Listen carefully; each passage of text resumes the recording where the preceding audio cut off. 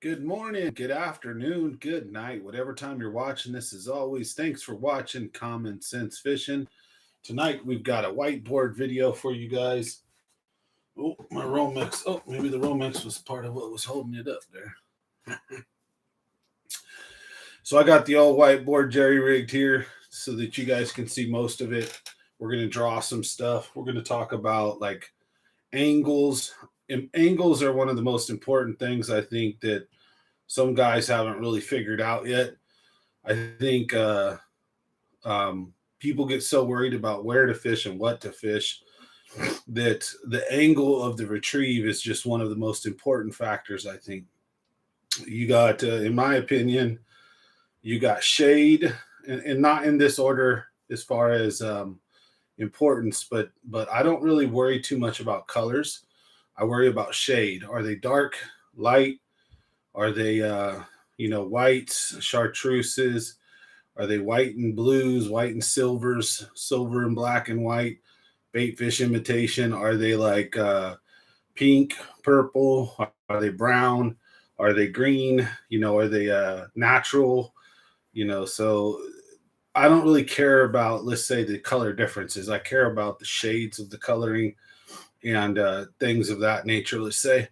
Hey, what's going on, folks? So I think the color, to an extent, the depth, obviously, the speed of the retrieve of whatever you're using, and the lure size are probably more important than color. So I would say, if the fish are all slammed on the bottom and you're throwing crankbaits and spinnerbaits and topwater, probably not going to have a good day. The fish are all swimming around in rat packs, moving around and close to the topwater surface, and you're soaking a worm, you're probably not going to have a good day. So it's knowing when and where to figure those factors out, but and then using the right lure for the right circumstance, right? So depth is one of the most important things. So if you're fishing anywhere from 0 to 90, there's so many different depths, right? You have fish that could be suspended over 300, 100, 200 feet of water in the deepest parts of your lake, but they could be 50 to 30 feet from the surface. Those are just some of the hardest fish to find and track, but some of the big trouting bass will do that stuff, believe it or not. So you've got, let's say you're fishing in 20 or 30 feet, right? You got the top of the water, the top, 3 to 5 feet, from 5 to 10 or so, 10 down to 15, 15 down to 20, 25, and so on. You got all these different water columns. And so depending on where the fish are holding is going to be depending on what lure you're going to want to throw. And more often than not, largemouth and bigger bass are, in the 35-foot range and shallower, let's say. Those times where I'll catch some nice 4 and 5 pounders out in like 50, 60 feet of water, 70 feet of water. But the deepest I've caught anything over 3 or 4 pounds, or right at 3 to 5 pounds, was probably 80 feet, 70 to 80. But I've caught in really small little 1 pounders, 10 inchers, 1.5 pounders out of like 90 to 100 even. So just trying to eke fish out, right? And it was the only place I could actually consistently get bit. That was at Bullard's Bar. I've had that happen at McClure, a couple other places. But anyways, depth. So whether you're fishing, a shallow crankbait, a spinnerbait, figuring out the depth of the fish, that's the first off. So if you got a good fish finder and electronics, that gets you started, right? Where are these fish at? Where are you seeing them? Are they on the bottom? Are they moving? Are you seeing actual topwater activity around you with fish jumping and busting? So, that's the first thing I want to pick out pretty much is, well, besides, I think the first thing, I'm jumping around. So the first thing would be, where on the lake are they? And, your guess could be as good as mine. Sometimes you can actually put some common sense to it and say, okay, we're having rain. We're having a lot of rainfall. Let's say we're having snow melt. Then they're predominantly going to be in the more northern eastern creek arms or river arms, because that'll be closer to the Sierra Nevadas, higher in elevation. And if there's any snowmelt coming in those little cracks and crevices running down the mountains, that's where it's going to be. If there a lot of rain, they could be in any one of the creek arms, and towards the back where all that fresh water's coming in. So um, there's a lot of different places they could be. Hey, what's going on, Charles Chalk? So they can be all over the lake, right? So that's kind of your first problem, is trying to figure out, all right, what part of the lake's warmest, what part of the lake's coldest, what part of the lake is deepest, what part of the lake's more shallow, what part of the lake is wind protected, not wind protected, where, what time of year are we? So where should they be? Is it winter, summer? You're looking on main lake points, islands, stuff like that. Maybe even in the backs of some creeks to find if fish have a bait fish penned in there. And it wouldn't even be necessarily in the backs of big, deep creeks. These small cuts on the main lake where bass can push schools of bait fish into and hold them there. And if you looked on your map, they're just these little arms. We'll show you what those look like in a minute. Just remind me if you guys want. But not quite as big as, say, Hatch Creek. Definitely not as big as Rogers or Big or Woods or any of that. But like little tiny offshoot arms. They're like coves kind of, but they're almost like creeks. And they're real small, but big enough for bass to push a ton of bait fish in there and hold them. Sometimes they'll be in those positions in the winter as well. And like I said, we could show you those. But spawn, right? So we're in spawn and post spawn right now. So where should the fish be? Spawning flats, backs of coves, wind protected areas where they're not going to get pummeled. They can be on those spots though. Fish are unique. Big fish especially will sometimes spawn in the craziest of locations. I've seen them do it on PVC pipes, trees, on a ledge where it's like a massive drop off down into like 50, 30 to 50 feet of water. And right there, it's just these mountain ledges. And it was like the side of a sheer cliff, basically.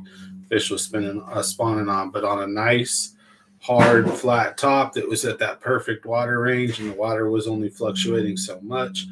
Bass felt comfortable, did it there. It was cool. I don't see that too often. That's what do you say? That's a lot less. That's a lot more rare than, hey, what's going on, Robert? So, spawn, post spawn, they should be towards the back of creeks, obviously spawning flats. You want to find the warmer parts of the lake. So that may take either a little bit of looking at your topographical map, try to find the shallowest area with the most sun. And then if anything, just use your fish finder and read the temperature, and shoot around a bit till you find some warm water. But also look and fish while you're there. Don't waste time. Just because you're in a few degrees or a degree warmer water doesn't mean it's going to make or break it, but sometimes it will. So, but I wouldn't just be running and gunning looking for warm water. But my point is I'd be paying attention to my water temperature and how the bite is, especially during spawn right now, and pre-spawn when you're going into spawn, all during spawn. And then post-spawn, the big giveaway is just going to be when you see a lot of fry everywhere. You're going to know most of it's already done. And, there'll be a lot of small fish to be had. The big fish are going to be usually out a little deeper on that next drop off, hanging onto some structure or something, waiting to feed. So then the bluegills are going to be coming in, spawn next. So that's a great target in a lot of lakes. Got my door open. Sorry about that, guys. So anyways, we're going to get into some whiteboard tips and tricks today. We're going to show you guys angles. So anyways, I know before I went on that rant, I was talking about some of the most important factors and depth, of the fish, lure size. So you're throwing something big, you're throwing something medium, throwing something really small, throwing something with a lot of action, but that's finesse, or you're throwing something that displaces a lot of water. Are you throwing something bright and dark? But how big is it basically, right? That's the other thing that I'm worried about is matching the hatch or finding out whatever causes the better strike. No, I haven't posted it yet. I have to get to it. I installed an air conditioner this weekend, so it was I was pretty busy doing that, so I was excited to get that in, make a little money. But yeah, I'm going to edit that and put that up. So you should see that probably. That'll go to members only probably tomorrow. So you'll probably see it Wednesday or Thursday. We'll have that out. We got two. He got almost a 4-pounder. I got about a little over 3 pound 2 ounce or something like that. And I think I only got like 3, maybe 4 on video of mine, and I think maybe only caught 4 at max, maybe 5. And then he caught, I don't know, 10, 12, 13, something like that. He did good. So Mad Bass stuck him out at the Delta. So that video will be out probably for the general public Wednesday or Thursday, something like that. Members, you guys will get it probably tomorrow.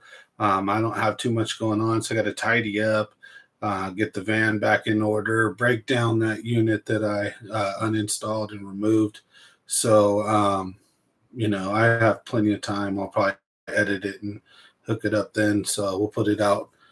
But yeah, so size of bait and then speed, right? So that's another important thing is, do they want the bait moving really slow? Do they want it medium? Do they want it fast? Do they want it erratic?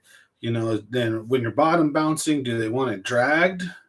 Do they want it hopped with a pause? How long a pause and then popped once, twice, 3 times? Do they want it shaked and then popped, shaked and then dragged? There's a little bit of different ways you can actually mix a bottom bouncing retrieve up, and you'll notice that one way will usually seem to produce more bites than others, is when they're bottom bouncing or when the fish are on the bottom and you got a bottom bounce to get them, the fish aren't down there bottom bouncing. That sounded hilarious, but yeah, imagine that the fish are down there bottom bouncing. But anyways, so when you're bottom bouncing to get them, there's a bunch of different ways, and sometimes even though the fish are down there, they don't want it really hopped and dragged or dead stick. They want it to have motion, popped and wiggled, and then give them a little bit of time to come inspect it, and then pop it again, and then boom, you'll get a nice little hit. And then sometimes they need it to be literally like dragged, like painstakingly slow, barely ever leaving the bottom. And then in some rare cases, they literally want the bait, the lure to be fished like bait. They want it to sink to the bottom and sit there for 10, 20, 30 seconds, a minute or two. And you'll actually go through a day where, let's say, you had cloned yourself because you had seen multiple days like this, and you went out fishing and you fished hard and you did every damn thing known to man. You might catch 1 to 3 fish. While if you knowingly knew that the pattern was dead stick, you might sit there and catch a total of 12 to 15, but they'll usually be good quality fat fish. You're getting the really big ones. You're tricking the ones that don't want to bite, that are real wary or whatever it happens to be. But sometimes dead stick is the key, right? So speed is very important. So a little quick breakdown to common sense fishing's few, let's say, important things that make or break all fishing, in my opinion, is finding out where in the lake the fish are at, or where in the body of water the fish are at. That's super important, right? Because you could be fishing hard, and if there's barely anything there, and you could be fishing where there's a ton of fish, and then all of the tips and tricks go out the window. You're just slaying them on whatever you throw them on. And sometimes the fish are there, but they don't want to bite, and that can be tricky too. It sucks. And I don't always have the answers, but sometimes I know what to do, and then I'm just too lazy to do it because I got to redo all this and that. And I don't have like too many rods and reels. I have enough, but I don't have like a, super fancy setup where I could just switch between things. So I know I'm like, I'm using too thick a line or too thin a line for the Delta. And I want to fish finesse, but I don't have this or that, yada, yada. So it can be a little bit of a pain in the butt, but sometimes I just kick myself and I know what I need to do, make an adjustment and have fun and stick them. But anyways, I'd say things to watch out the fish, where they're at in the body of water, what lure to use as far as like what depth to use it in. Are they shallow, deep, suspended? Are they top water? Are they hugged up against structure? Like pattern these fish, find them on your fish finder, find them with your eyes, pay attention for movement, top water, wakes, shadows, things moving around. Look at your fish finder. Are they up off the bottom and seeming to be moving? Are they kind of hugged to the bottom, hiding? What are they doing? And that'll tell you what you need to do in return, right? And what depth you need to do it at. So depth is super important. Lure size. So you're not throwing, let's say you're throwing the big 10-inch Hud, that will catch one of the monsters. But let's just say you're in a school of 2 to 3s and they're just not, they're not going to stick the type of Hud you're using, a top hook or whatever, or they're just not as much likely to pull a bite out of them. Let's say you're using a Gigantor or something. I'm just using this as a hypothetical. But then let's say you can shaky head for them same fish and have a 30, 40 fish day with a 15 to 18 pound bag, because you're getting on quality fish and you're just doing what it takes to get them to bite consistently. Right. So the saying, don't force the bite. So like if you want to throw a spinner bait or a crankbait all day and you proceed to do that with various different crankbaits and spinner baits and different depths and water columns, but you don't get bit and they're all down there on the bottom and the guy throwing the drop shots just having a lovely day killing them, maybe you don't need a drop shot, but maybe you could, Texas rig or jig or throw something else. Right.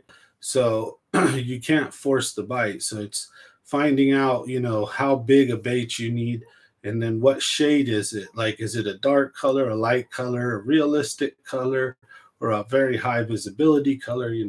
What different reasons would I use different colors for what? You think about that, the water clarity, the cloud cover, is it a bluebird sky? Is it really dark? Like the body of water, what type of bait that has, is it shad? Is it like little, these little smaller bait fish that have nice rainbowish colors where you're using pinks and purples and weird, robo worm colors. And those colors work at the Delta too, by the way. But if I'm fishing in dirtier water, I might use June bug. I might use a heavy dark brown or dark green. So there's a lot of different colors that you use at different times for different places. So you figure that out, and then you go to town. And fishing is just time on water. The more you do it, the funner you're going to get at it, and the better you're going to get at it, and the funner it is. Man, I'm chopping it up bad. But what was I going to say? The one thing though is I'm not really going to act like I know stuff I don't know, because there's some stuff just like I need to probably sharpen my skills, just like many of us maybe. My swim bait game for big swim baits is not on. Where I can really talk about swim baits though, and I've got a lot of experience, would be underspins, Kitex, umbrella rigs I'm okay with, but I don't have a ton of experience, but I'm okay with them. I've caught a lot of fish with them. But predominantly underspins or single on just regular, swim bait hooked Kitex, anywhere from, your 2 point whatever to small little guys, even nose hooked little one somethings, or the 2-inch ones, the ones that are like this big. I'll put them on a nose hook and fish them like a drop shot, or I'll fish them like a floating fly, and I'll put a bullet weight, sorry, not a bullet weight, but a split shot weight ahead of the nose so it pulls it down, and then a float, the deadliest techniques in the winter, right? But the problem I found with the floating fly is it's very intensive, like a bottom bouncing bite. So when you get hit, hey Anthony, nice to see you on tonight. When you want to float and fly, usually you have very short time to react because the fish eats that fly and then spits it out after a second. But with the Kitech, the little 1.8, I found that when you let that little guy drift with that little tail kicking, it's the same thing as that little hair jig. But when the fish eats it, the fish eats it. The fish grabs your bobber, takes it under like jaws, and doo game on. You don't have too much paying attention to like all crazy like a hawk, and then anytime your bobber twitches, like be super on it, because also there could be wind, your boat could be moving, the bobber could be moving because of wind or current, or you twitching and moving it. And so keeping the right amount of slack, because if you don't want to set the hook on too much of a slack line, you'll snap your line. You got to have and you may not hook the fish. You got to have the right amount of tension. So depending on how far you're casting, that can make that a challenge. You might have a ton of line out and, you know, have a hard time controlling it. And then if you get a bite, there's too much distance and too much bow in your line. And it's just by the time you start reeling in and have enough leverage to set the hook, the fish has already felt you and spit the lure out. So that Kitech on a float and fly has the ability of like tricking the fish till they really ate something real, and they don't spit that thing out. They keep it in their mouth. So that's a real good tip for the winter right there, but I know it ain't winter. So anyways, I went on a tangent. My bad, guys. Good morning, good afternoon, good night. Hope you guys are having a good time. For those of you guys watching this later, for those of you hanging out with me tonight, thanks for joining. So we're going to talk about angles and tactics. We can talk about them from the shore. We can talk about them from a boat. So whatever you guys want to discuss, we can even break down certain lakes. But first, I'm going to talk about approaching different shorelines, structures.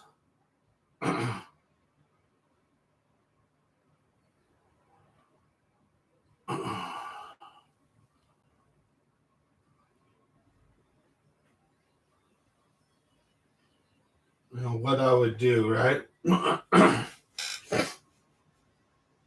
So let's say this is the main point, and perspective wise, maybe my boat, and this is like an outcropping of rocks or something going down into the water. And this is the main point. This is the back side of the point, and then this is leading up to the point.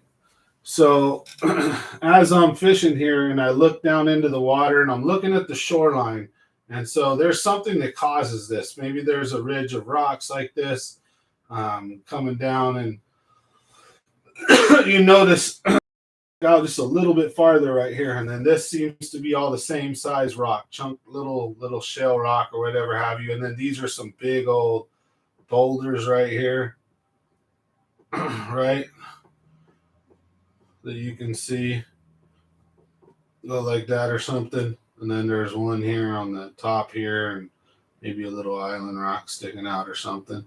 And boulders, right?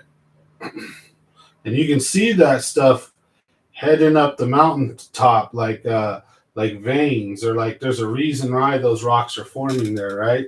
So sometimes you're isolated, but a lot of times you see something on shoreline.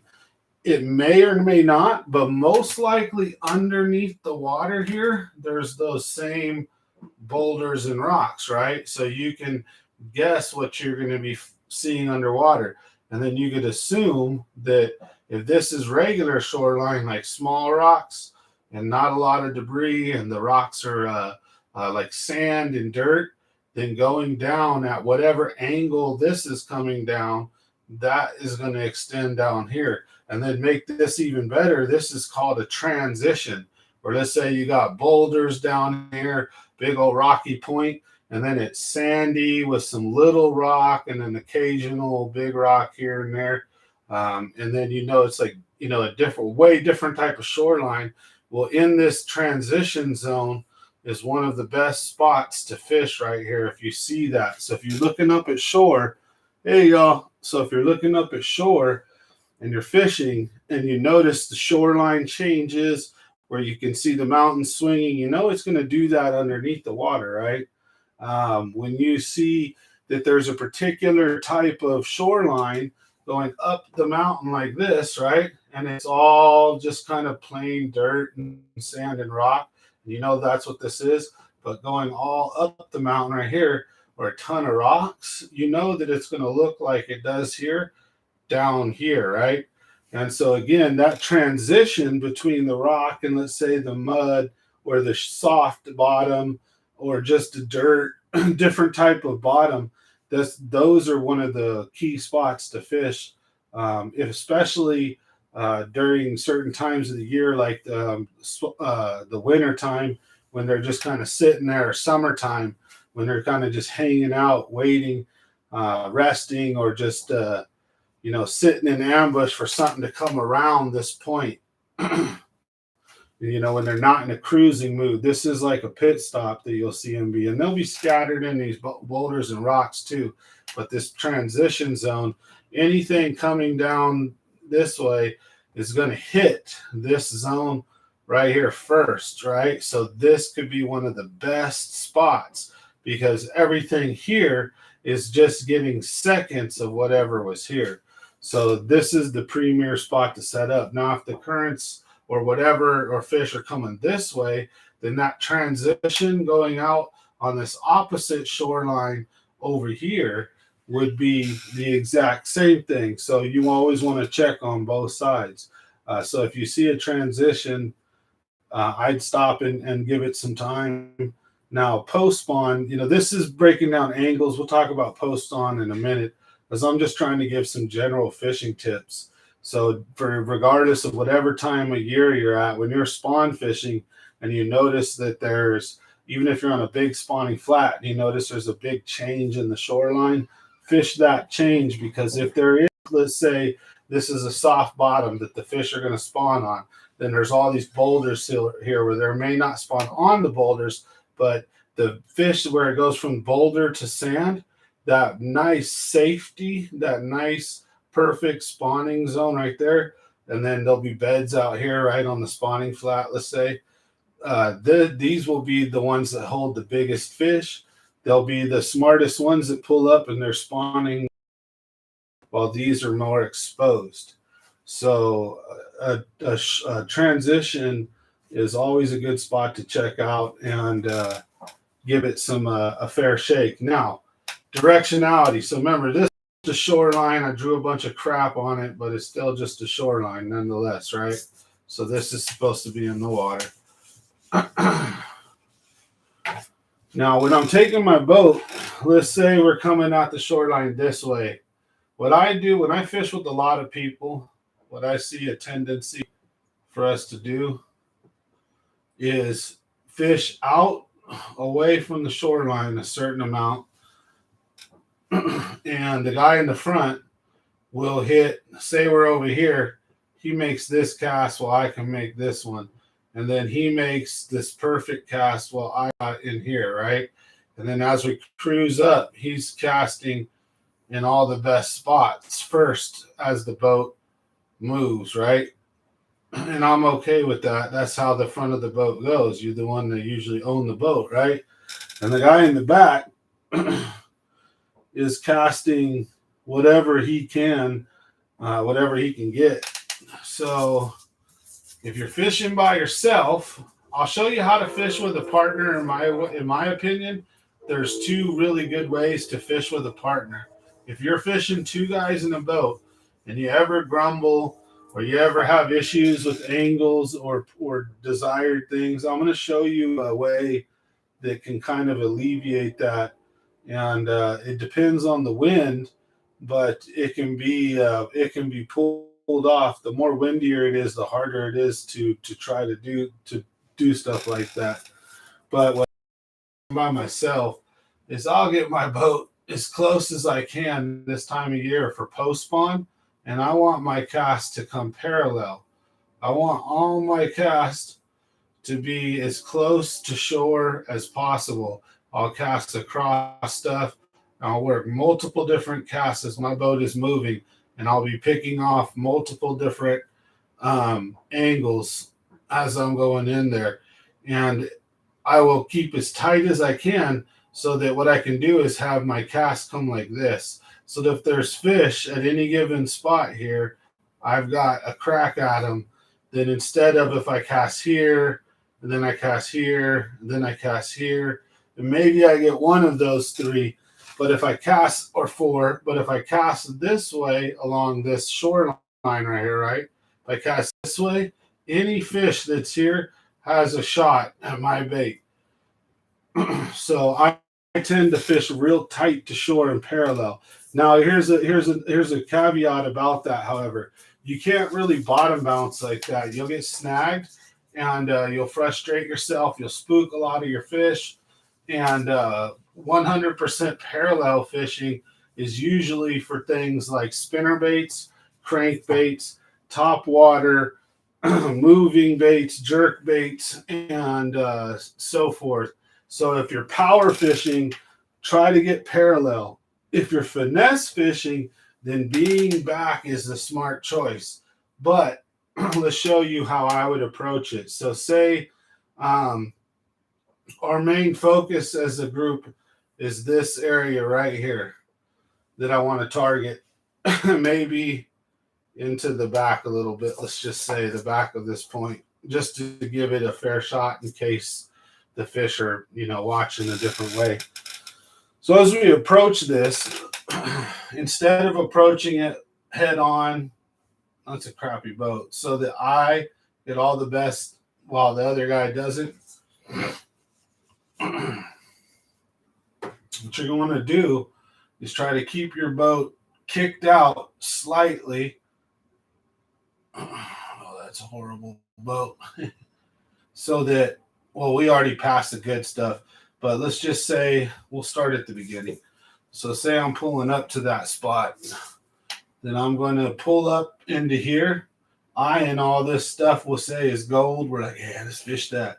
Swing out like this, and then kick my back out and fish like this, so that the guy in the back has these forward casts that he can make, while I'm making what I consider to be the premier cast first, because it is, I say it's my boat, right? And you paid for the gas. That's just how it goes.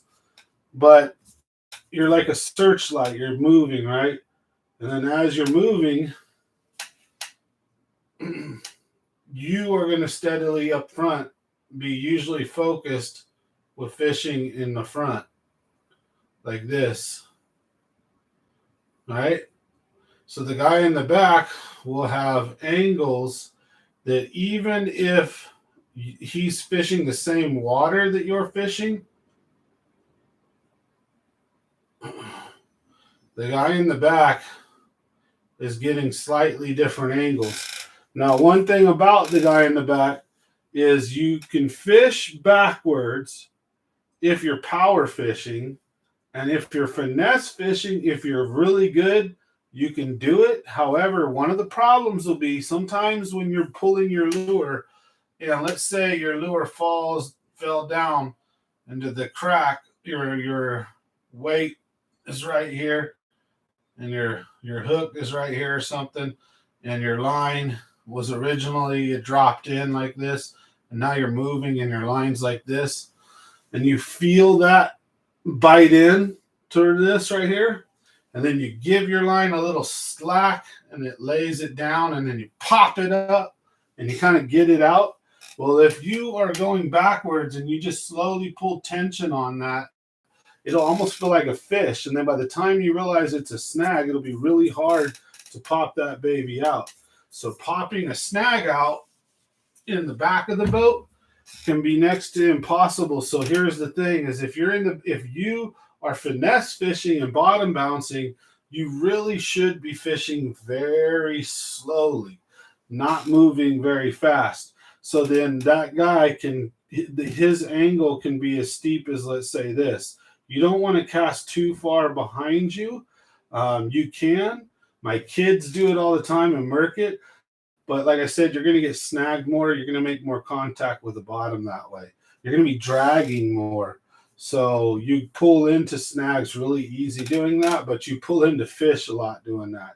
So it can be frustrating, but that's how I try to do it. And then as I'm approaching a premier spot like this, I try to approach it with my nose kicked slightly away from it, so that the guy in the back and me both have good casts at it. So if that makes any sense, we're going to erase this crap here. We have our shoreline. we have our boat in position, and we're approaching the some of the best spots, right, that we're trying to focus on, then I'm going to kick out my nose slightly away so that I have cast at it and he has cast at it. And then as the boat goes around like this, as the boat does that, the guy in the front can take his cast, the guy in the boat can take his. The guy in the front can take his, the guy in the boat can take his. The guy in the front takes his, the guy in the back takes his. Sorry, I said boat. And so on and so forth. And what's happening is even if the guy in the back hits the same spot that the guy in the front does, you're covering a different angle than they are. So if there's a fish lined up, it may be closer to your bait than theirs was. And there's a whole big strike zone that you're fishing in there, especially if you're finesse fishing. You got to think of it like that. So don't be afraid to make. And then another thing is, I watched an old Van Damme video. I remember watching him talk about this wall that was a wooden wall, and there was like it extended out. And he goes, this is the perfect spot for a bass to be. He said, there's going to be one there. He goes, and I believe in these conditions, this spinnerbait's going to get to bite. But he said, sometimes it's going to take more than one or two casts to get the fish, though. And so he makes his first cast, and he's like, actually, I think before he even said that, he was saying there's going to be a fish there. And then like on cast number 2, he mentions that it might take a few casts. I think, and by cast number 5, he got himself like a 3 or 4 pound bass. And it was on one of them outdoor videos or whatever it was. But sure enough, he just kept making the cast over and over in just slightly different angles. And sure enough, it pulled the bass out. And, so that'd be a lesson to me as well as everyone else, that just because this point's had 20 casts at it doesn't mean anything. And then if you look at it, each one of these individual casts is at a unique and different angle. And so what happens is none of the water is truly ever covered inefficiently that way. Hey, how's it going, RC Creative? So if you're doing it that way, nobody misses out and everything gets fished properly. And that's one way I like doing it. So if the guy, and now here's another thing, is a lot of the time when you're fishing 2 guys in a boat, there's that front of the boat, back of the boat mentality. But if you've ever watched some of the really good guys who are good at fishing together, they'll actually both be standing at the front of the boat. We'll show you what that looks like. So you got your boat here, you got your trolling motor here, right? Guy in the front is right here with his fishing pole, and the guy in the back is right here or right here, but depends on where's the shore. So the shoreline's like this, and you guys are running crankbaits or spinnerbaits parallel, like I would say, right? That would be my advice. Well, the guy in the front's taking this angle, the guy in the back is taking this angle, and also they're repeating after each other. So what happens is the boat steadily moving forward real slowly. The guy in the front cast starts reeling, and when his lure is right about here, when his line's right about here, now it's at a different angle. This guy can literally cast over him and then start to bring it back. And you're never going to cross up, especially if you're both using reactionary baits. So say one guy's using a spinnerbait, one guy's using a crankbait, and you're trying to figure out which one's going to catch the bigger fish and more fish. Well, as long as you're doing something like this, and the other trick can be, again, try to, if you can, get parallel. But once you're parallel, kick your nose out slightly away from, let's say the shoreline was like this, slightly away from the shoreline, just a little bit, so that the guy in the front, he makes his cast and he gets a nice parallel retrieve. and the guy sitting right here next to him does the same thing. And then you guys are taking turns, and you're just covering water and covering shoreline. When you're jerk bait, crankbait, spinnerbait fishing, top water fishing, you can do stuff like this. Both guys get in the front of the boat, and just be wary of how each guy casts, so you know where if this guy gets bit, he needs to be holding his reel this way, so that if he gets bit, he has a hook set this way. This guy needs to be holding his reel this way, and when he gets bit, he has a hook set that way. So that way, this guy's not throwing a cast and then holding this pole this way, and this guy's holding his pole this way, and then like this. And then what happens is this guy gets bit, and then he swings right into your neighbor, and you either whack him with the pole, or if the lure comes flying out, it's going to come flying out right at your partner. So understanding and knowing each other's, like, just spend a minute to stand up front and watch like how each other, like what arm do you cast with and reel with, and then you can get into unison pretty quick and easy and sync up to where you're actually two guys right up front, and you guys you're hammering a spot much more efficiently and thoroughly like that, and you can hit every little pocket, every little angle, and don't leave anything out. And you'll be surprised how often the fish just bounces back and forth between you two, and you catch a lot of fish, and the guy in the back doesn't like get left out. Because the problem can be is if they're in a feeding mood and the bite is good, then the guy in the front is getting, as the boat's moving, he's getting the cast, and if there's a fish there, he's getting the fish. Then he gets it in, and then as you cover more water, he gets the new water. And if there's a fish there, he gets it. And the guy in the back only gets fish that were kind of reluctant to hit his lure, missed his lure, or he maybe, let's say, made a cast as the boat's moving. He made a cast here, and then his next one, instead of being here, like, and so on, maybe his cast was here, and then the next one is here. And there's some room in here that you can cast. But you'll notice, you'll see a pattern where there's a nice little cut in a cove or something beautiful sticking out, and then boom, get that cast, reel in. Let's say this looks like crap, and then boom, get the next cast and reel in, leaving you with, let's say there's a ton of weeds right there. So it can be a little frustrating when the bite is good. That way, when you have two guys up front, right? You have two guys up front like that, and there's a spot here and a spot there, and you think there's going to be a fish here and there. Well, one guy is getting this one and then reels in.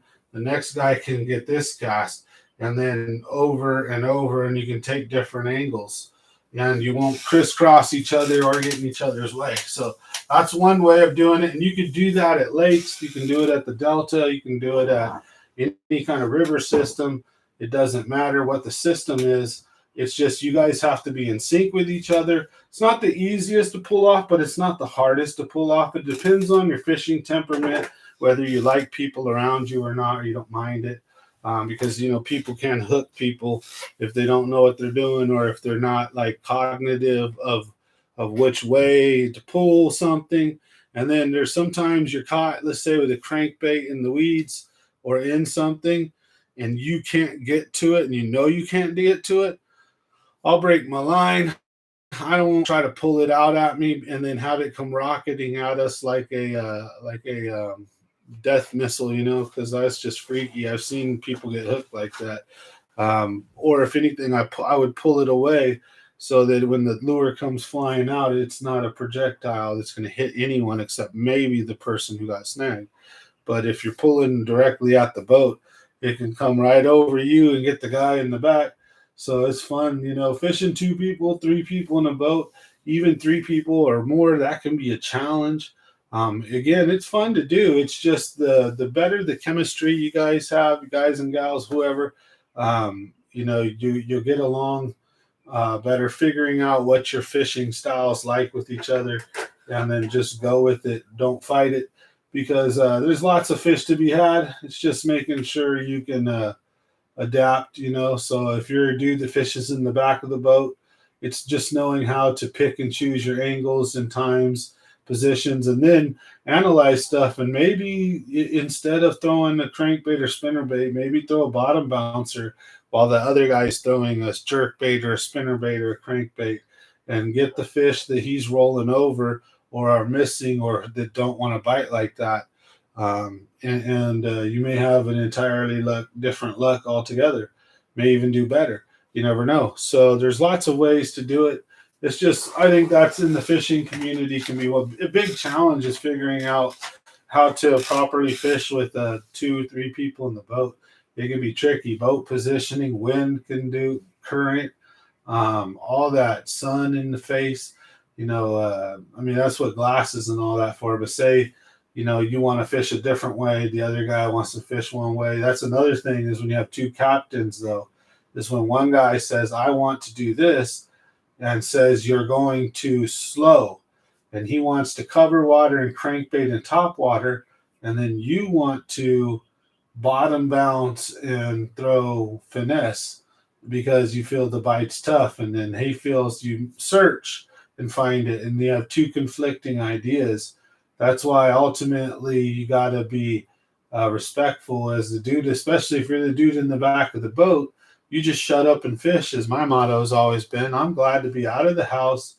I'm glad to be in someone else's boat fishing. I'm glad to be having fun.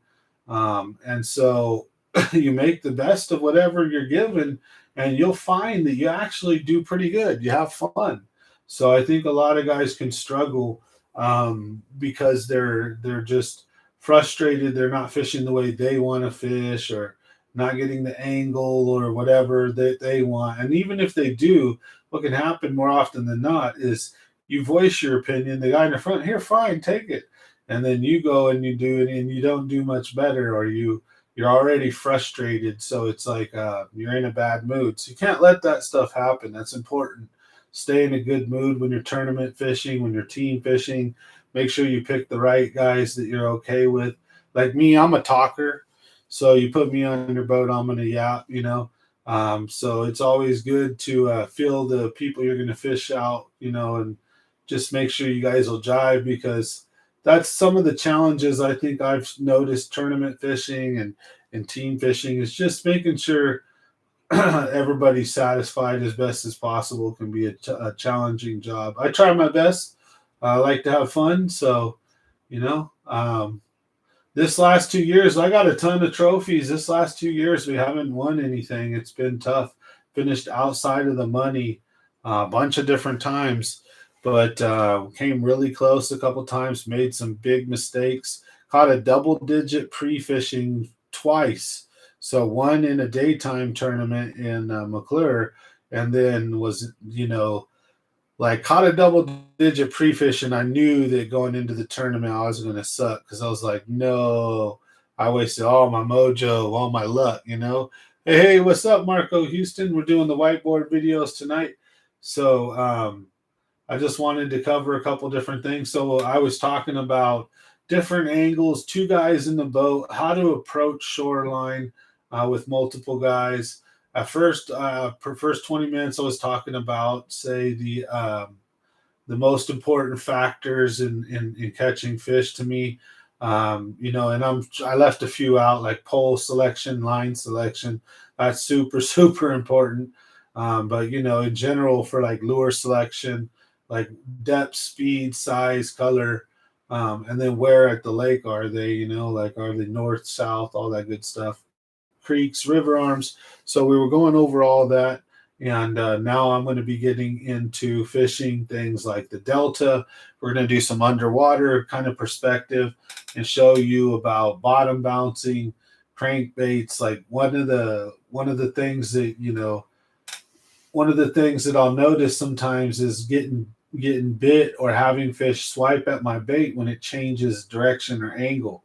So I make a beautiful cast, and I don't have a strike or anything hit it until the last minute, when my bait is starting to rise towards the surface. That's a good clue. I use something like a suspended jerkbait, or sorry, not suspended, but a floating jerkbait, and rip and tear that thing through stuff. and let it, give it pauses and let that sucker float up, and you get crushed. So great post spawn lure can be a crankbait, jerk bait, top water, and then drop shots and like Wacky Rig, Cinco's, and Nico Rig can come through in a clutch when you're having a hard time with anything else.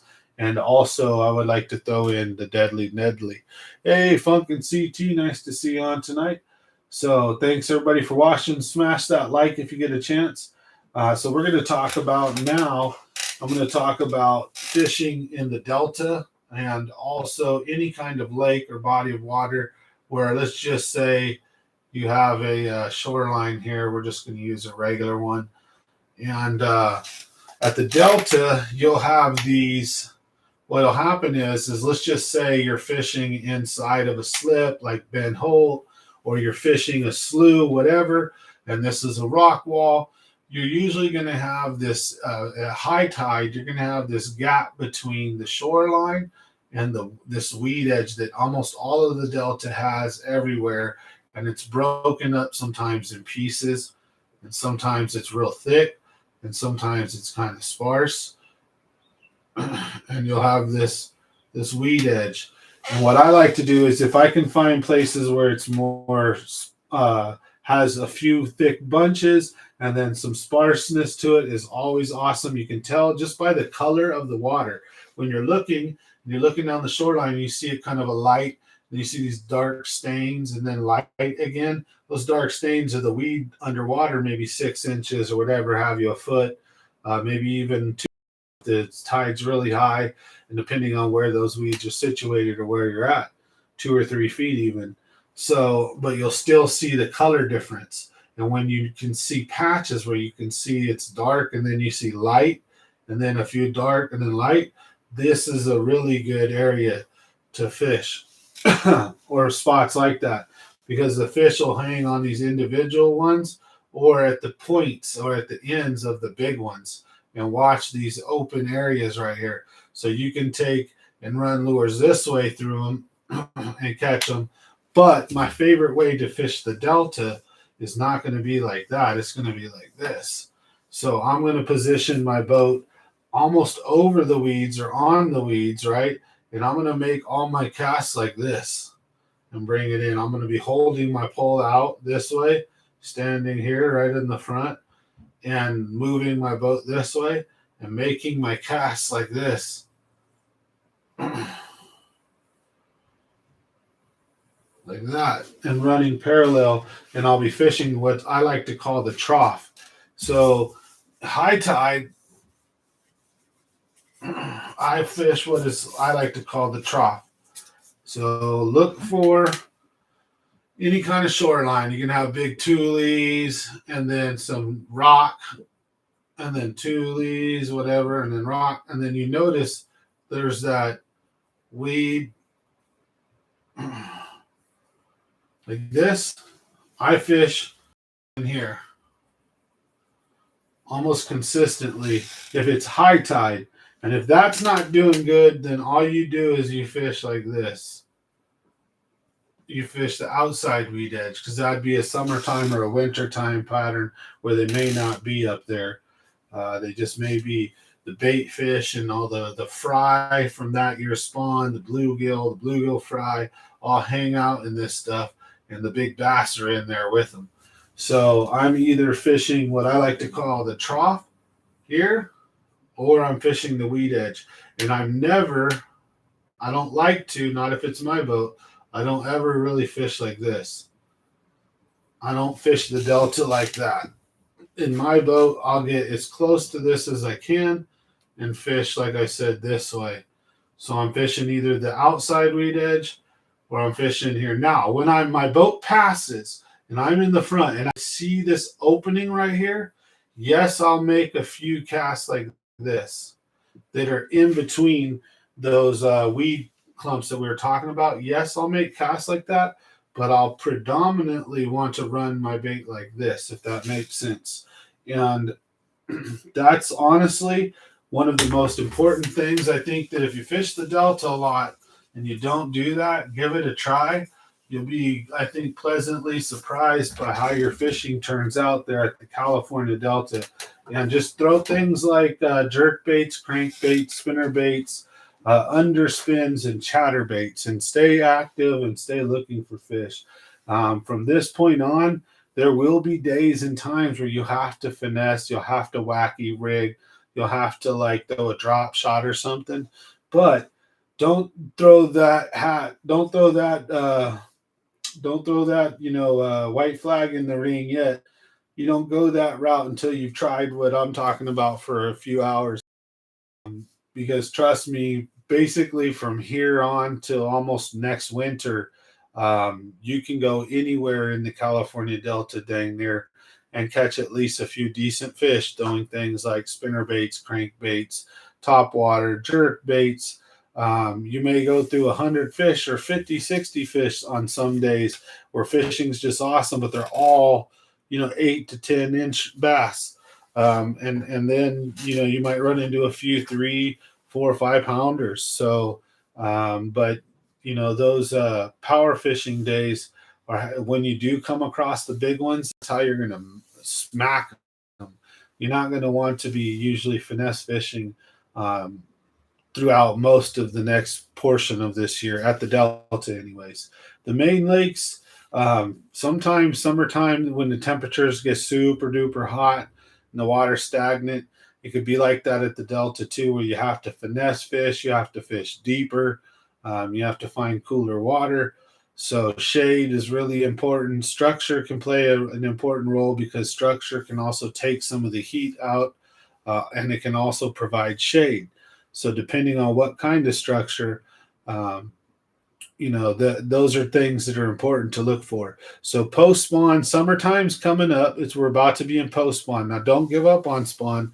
That was another thing I was going to talk about, is that it's important sometimes this time of year to take your boat, right, and position it close enough so that you can see any bedding bass as your boat's going forward with your eyes, and blind fish like this. And if you're and you can even fish out if you think they're suspended or it's a real shallow flat, fish all over the place in front of you. But mostly I'm fishing parallel like this. Now if I'm power fishing, I'm fishing like this. I think I said this earlier, but if I'm bottom bouncing, I always pull away and fish at the bank or get really close. And then what I do is I fish like this and I cast out and bring it up shore to me. And we can talk about that here in a minute too. But when for the next month, you should still be scanning up shallow to find the occasional freak, or if you're having a tough day, to find the male fry garters and the shallow males, because they'll be all over the place. And so summertime, there should be ton of smaller bass up shallow. There should be some big ones up shallow too, but they'll be all over the place. They start to scatter and move as soon as the water temperature warms up. Lake Pardee this Saturday, NorCal bass, nice. Yeah, I don't know if I can fish. I got to take my boat out, so I've been going out in friends' boats. So I had the last tournament I went on, when we tried to weigh in, we had to pull out the ramp and head to the weigh-in up there. And as I did so, all the water in my live well drained out and the fish were flopping around. So I had to toss the fish off, and I didn't get to weigh in. It just sucked balls. I was mad. I had the kids. We were all excited. We had no chance of winning, but I still wanted to weigh in with my kids. So I got this idea, because the pump works, everything else works. It's just like a one-way check valve where water can auto fill up, but it shouldn't go out. And it does go out if whenever the boat's taken out of the water or the pump's not running. If the pump is running, it's continually sucking the lake from the water in. But if you pull out and you leave the pump running, it drains still through the other hole, because I think the check valve has got something stuck in it or it's busted, but it's where I can't get to it. So long story short, I'm going to try to plug the outlet because there's or the inlet, because that's where the check valve's busted. And that's the autofill inlet where the boat, when as soon as it drops into the water, it fills a few inches. It's a nitro. It has a specific design. But I turned a pump on and the water comes in through a different port into a different hole. It's so weird. It's hard to explain. So I'm going to plug up that auto inlet where the water will just naturally fill a few inches, only up to like here. If the pump's not on, the live well always has 2 or 3 inches in it that comes in through this autofill thing. But I'm going to plug that because that's also how the water leaves.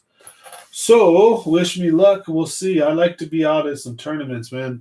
Appreciate it. Bedfish won't win an event now. Lake party. Yeah. So it's the most of the big fish have already spawned. I take that back. At the Delta, we found like 7-pounders on their beds as late as even June, early June. I not often, but it was so weird. It was so rare. We were in our little rubber raft, and my buddy goes, "Dude, that's a monster!" And he goes, "It's on a bed." And I'm like, "No way!" And he's like, "Yeah, it's on a bed." And it wouldn't leave. It was locked on a bed. Sure enough, and it was like a 7-pounder. He just fished for it long enough, caught it, and it was crazy.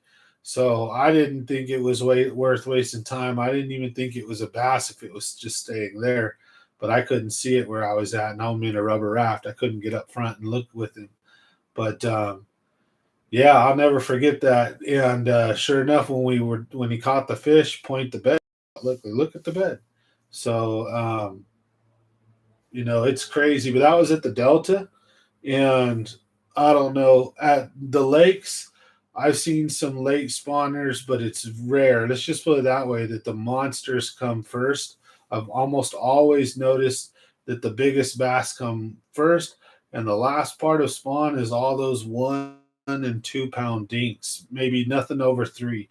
And then once that's all done and said with, usually there's nothing over 2 pounds up shallow, because all those little dinky 1.5, 1 3/4 pound, 2 pound max, those males, those are the fry garters. Those are the ones that stay up shallow protecting the fry. And then after about 2-3 weeks, they turn on the damn fry and they eat them. And the females eat the fry too, but they eat them in late summer, like August. They eat them when the fry's grown a bit and they get bigger. And then they'll especially in little smaller lakes and ponds and stuff like that.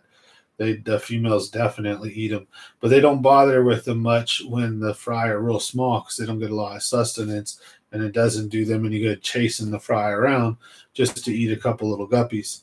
So the males are usually the ones you see doing that, chasing all the fry school around, popping them and moving them around. Once the fry, what is it, like once a certain time frame happens, it's crazy that they go from protective fathers, they follow their little flock around. Next thing you know, it's cannibal all for all. The bass are just gorging on the babies. It's funny. But that's what happens. And so yeah, you're right. Nothing on the bed right now is probably going to win you a check. You're probably going to want to be fishing in that second drop off, or that first drop off, in that I like to call it the second stage of water, where basically the males right now should be anywhere from 8 to 0 in that visible zone where you can see bed and all the way up to shoreline, while the females will be where in that water where you can't see the bottom, but where they'll start. And then they shouldn't be too far off, 20, 25 feet max, probably, I would assume. I would even say most of them are probably in a 15 to 20 foot range, somewhere around there. They usually head to the first good piece of cover structure, drop off, ambush point, and chill for a second, and then immediately once they're ready, they go to eat, because they're just got done spawning. They're also usually going to hit a bigger bait, so you can have fun with reaction. Should start catching them top water. They really heavily, depending on where you're at, they really turn on bluegill. So bluegill pattern, crankbaits, bluegill pattern baits can be good at certain places and lakes. It just depends on the foliage there. Trout may be another thing on the bass, so they may after spawn may go out into the middle of the lake and become really hard to catch, or go sit out on main lake points that are over deep water. Start heading that way. Crawdads can be a big staple too. Fish rolling around picking off crawdads on the bottom. So a lot of different things, but yeah, no limits definitely right. That right now up shallow, you're probably not going to be the best for size at any of the mother loads. Now, if you're at the delta though, that's where you want to be. You want to alternate between shoreline, the trough, the shoreline and the inner weed edge, and then the outer weed edge and just the first few feet from there. Don't fish all out in the middle too much. And also, pay attention to water clarity, depth. If it's low tide, don't be fishing in that mucky, muddy crap that you can't even see. It's like a foot deep. They're usually not in that. They can be, but usually they pull out when the tide pulls out, and they'll be sitting on that outside weed edge in 3 to 5 to 8 feet, depending on the type of shoreline that you're in. Because the delta seems to have about 3 different types of main depths I've seen. There's kind of 4, but 3 in general. There's the one that goes from like a long sloping shelf where high tide, it's maybe 3 feet, 4 feet deep. Low tide, it's inches up there, and then it comes out to about a foot or 2 or 3, and then it drops off to about 5 to 6 feet, 7 at max, and that's in the sloughs and certain areas like that, right? And then the other ones, you have these other ones like near Mildred and a couple other places. So there's a lot of different places that are like this, but the shoreline goes 2 feet in low tide, so high tide might be 4 or 5 feet deep, and then low tide a foot or 2, and then it only goes out like a shelf for 5, 6 feet max, and then drops down to about 8 to 12 feet. There's that type of shoreline. And then there's a similar one that goes to like 15 to 20, where the bigger boats pass through and all that. And they're usually in sloughs, and you'll notice you're in a slough. Certain sloughs will have certain shoreline drops. And so certain times of the year, you're going to want to be in one slough type versus the other. There'll be less fish in certain sloughs. And also, that's why sometimes that's where you want to fish, is in the middle of the slough, actually, right? Where it's, 6 to 8 feet deep, especially on a lower tide. And in certain sloughs, a lot of times the fish pull out and they'll sit in there. So you can catch them out in the middle. It just really depends time of year and what slough and where you're at. I'm not a delta rat by far. I've been out there hundreds of times, had a lot of fun out there, caught a lot of big fish. I got a double digit from the delta. So I've had some success and fun, but I'm by no means a delta professional. But I try to break it down. I have noticed that sometimes that you could fish one shoreline, and one day or one particular time of day, the bass will bite 9, or let's say 8 to 2. They'll bite when the bait is coming this way. And then the other times, right, it's the same thing, 8 to 2. They'll bite when the bait is coming this way. And it has to do with tide, I'm sure of it. And so sometimes the guy in the back of the boat, if you're crankbaiting, can be killing it by bringing his bait this way. And then sometimes the guy in the front of the boat is going to catch a bunch of the fish when the bait's coming this way. But the guy in the back can also just cast like this and also bring his bait this way. But I've noticed there were times where me and my buddy have gone just crankbait hunting. That's what I like to call it, where we just literally both have crankbaits on it. We just go covering water, like sharks, just looking for fish. And that's how we've had some of our best days. Just monsters come out. And I've noticed that sometimes I'll be in the back covering water one way while my buddy's covering another, and he'll be getting a bunch of fish. And as soon as I turn around and cast the other direction and start bringing it this, I start catching fish over the same type of water that I was covering, the same speed, direction, all that crap. It's just the fish were faced a certain way into the current. And believe it or not, it seems like sometimes it seems to have been against the current is what they wanted, where you'd think it was coming from behind the fish. Like, what the hell? But more often than not, it does seem to be with the current. If you're bottom bouncing, but when the current's moving good, I'll use opposite. I'll go opposite the current and catch them really good. But I'll just pay attention. So I don't know if honestly, I don't know what the rhyme or reason is on why sometimes it seems to be with or against it. But I know for a fact I've fished the Delta so much and I've used the crankbait so much that even when I'm by myself in the boat, I'm at the Delta, there's nobody with me, and I'm covering shoreline, and there's this big rocky shoreline with big chunk rock.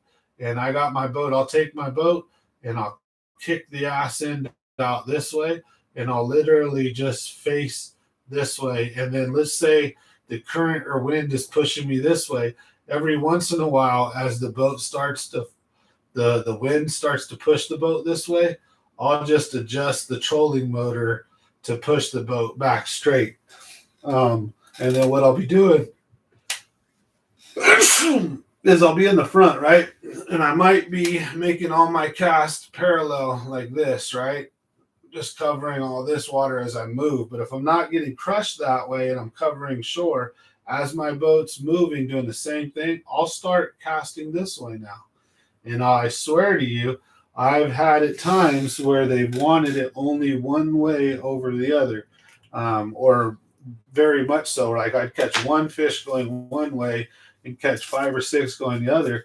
And then sometimes I'll even, if with the shoreline's pretty good and it's on the main channel, I'll fish it and then I'll come do a loop-de-loop and fish it again, or I'll fish it this way, then I'll fish it back this way. And I've gone over the shore 2 or 3 times in the same spot and just kept catching fish after fish after fish. So sometimes directionality can be very important out at the Delta. So pay attention that if you're not getting bit one way of directionality on like how you're reeling in and presenting your lure, flip it around and try the other way. And you don't have to move your boat all crazy usually. You don't have to like maneuver and turn around and start going the opposite way now. You just have to figure out how to adapt for the circumstances and then fish that way. You'll be fine. Like I said, I usually put the nose straight towards the shore so that I can cast left or right and accordingly. And that's what I do. Post spawn, you know, these big fish should be moving away from the spawning beds. They're going to be sitting in the drop offs. They're going to be starting to head towards their summer haunts, like big structure, main lake points. They're going to be setting up on ambush spots where they can feed, and also they may be cruising too. So the summertime, when the water temperature warms up, their metabolism warms up. They start going. Sometimes they start smashing around. Got me a couple of 3s today off a spinnerbait and a wacky. Nice, good job, Gerbs. So you can pick them off multiple different ways, right? Doesn't have to be an all spinnerbait day.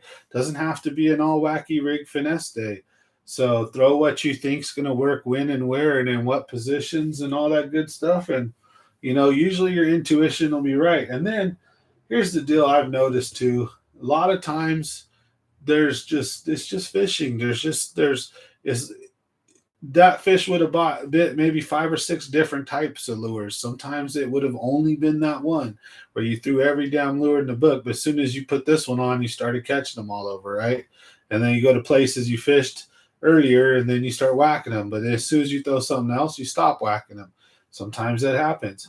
Sometimes, though, there's days where I throw spinnerbait, I catch 5 or 6, and I throw the crankbait, catch 5 or 6. I'll throw the A-rig, catch a bunch. Then at the top water, catch a bunch. And then the bite might slow down in the middle of the day, and I'm throwing like a Cinco Texas rig or something, or I'm throwing whatever, whacking them. And then as the day starts to wind down towards 2 to 5, maybe I start pulling back out stuff, go to the jerk bait, start whacking them. I've had days like that are just awesome. And maybe even not just the biggest fish, but just good numbers, aggressive fish. And they seem to bite damn near everything. And that's one of those days where, you could have thrown the jerk bait all day, right? Because that's what you were catching them on. And tell everyone, man, that jerk bait was the ticket. And another guy could have been throwing a spinner bait, catching them all day, saying, man, the spinner bait was the ticket. There are days when they're just that aggressive, or you just stumble into a pocket of them that are just, they're that hungry, they're that aggressive. You could literally throw, a booger on a hook and they're going to eat it if it moves in the right way. And so, and some days it's not like that. That's fishing. It's fun trying to figure it out. But good job, Gerbs. Congratulations, smacking those fish. So it's been a slow one for me because I've been working a lot right now. So I've got a video from the Delta that I'll be putting out. So you guys will see that on the channel soon. I'll be fishing this week sometime. I'm not quite sure which lake or where I'm going to head to. So leave a comment if you guys want to see me hit a certain spot up. I'm open to probably going to the Delta. I got to take my boat out, and I got to test my theories with the live well. So I'm going to do a practice run at one of the lakes here and see if my live well holds water when I pull it out and when I drive around. And then I want to make sure I don't flood my boat, like the water equalizes, because the pump will run and run and run sometimes. And if it's not auto draining at all, then and I have that plugged up, I hope, because there's an outlet port too. There's also the pump out, but I don't know how it all works for sure. I haven't seen a diagram. I mean, I could figure it out if I looked at one or seen the actual piping of everything and where and what it connects to. But a couple of them connect into each other. So it's like, well, this one's kind of into that one. If this one fills up first, well. So I'm going to take it out there and try my little experiment on the live well and hope that I can get it to hold water. And then I'll be in a couple tournaments here soon. But I'm going to go take a fun trip. So I'm not sure where I want to go or what I'm going to do. But it's either going to be like somewhere like the Delta or probably one of these closer lakes. Want to go post spawn fishing though. So it might be the Delta because I'm looking forward to crankbaiting and spinner baiting and stuff. But you could do that at the lakes too. So maybe a New Maloney's trip or a McClure trip. Pedro's super expensive. New Maloney's is only like $10. $10 with a boat. That's insane. That's way cheap. Yeah, McClure's 15. New Maloney's is 10. So I might either go to New Maloney's or McClure, or say screw it and go somewhere else like LBC, Los Banos Creek Reservoir. Not 100% sure yet, but we'll figure it out. So I got to get a better stand for this. We're going to get a little better setup so that I can draw better. Maybe even get the camera set a little different so I can stand and actually do all this. Because usually I have the whiteboard on the wall and I record videos with a GoPro, and I'll actually draw out like Lake Don Pedro, Lake McClure, Lake Eastman, whatever. And I'll talk about some of my history, where me and friends have caught monster fish at, where I've had luck recently, where I think they may be. Doesn't guarantee you're going to go get them, but I try to help. And hopefully, my tips, tricks, and advice and stuff helps out. But at the end too, I hope you enjoy hanging out with the great fishing community, talking fishing, and just all kinds of fun stuff. Now, I think I put it in the title of the video, but I haven't talked about it yet. Yesterday, my dog Charlie, who you guys all know, he got ran over by a car. So that was kind of stressful.